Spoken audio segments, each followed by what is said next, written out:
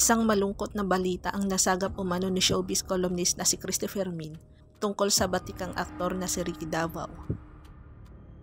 Sa isang episode ng Christy Fermin nitong Martes, December 10, sinabi ni Christy na may pinagdaraan ng umanong sakit si Ricky. Panalangin ang hinihingi ni Christy Fermin sa aktor. Ito ang masidhing pakiusap ng batikang entertainment journalist sa kanyang radio program na ito'y makaraang ibinahagi ni Christy ang impormasyong natanggap mula sa isang mapagkakatiwalaang source na di umano may iniindang karamdaman si Ricky. Paglilinaw ni Christy, nakarating sa akin ang balita na may pinagdaraanan ngayon ang magaling na aktor at direktor na si Ricky Davao. Hindi po mula sa amin ni Romel manggagaling kung ano po ang kanyang pinagdaraan ng sakit ngayon. Mas maganda po kung sa kanyang pamilya po magmumula ang balita. Pero isa lamang po ang sabi ng aking source, humihiling po ng dasal ang pamilya. Kung meron pa tayong labis-labis na panahon, ika nga, o kaya igawa po natin siya ng kahit nakatiting, kahit na kaunti lamang po na bahagi sa ating panalangin. Si Ricky Davao po ay may pinagdadaanan. Sana po ipagdasal natin siya.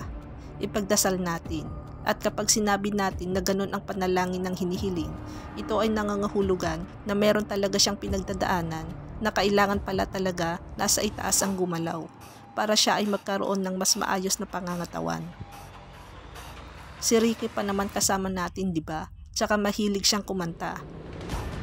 Kapag kasama namin siya, hindi mo na mahahawakan ang microphone. Kanta lang siya ng kanta. Ricky, magpagaling ka. At muli po, ang ating hiling sa mga kababayan, bigyan po natin siya ng panahon para sa isang panalangin si Ricky Davao. Sa ngayon, wala pang pahayag mula sa kampo ni Ricky. Kung hindi siya gumagawa ng pelikula, kadalasang nagdedirect ng mga seryes sa telebisyon si Ricky. Mas madalas siyang inaalok ng mga directorial project sa GMA. On a personal note, sa kabila ng paghihiwalay nila ni Jackie Lu Blanco, ay nanatili silang magkaibigan, kundi man magkasama sa ilang proyekto. Ipagdasal ang pagbuti ng kalagayan ng isa sa mga pinagpipitagan ng aktor ng kanyang henerasyon.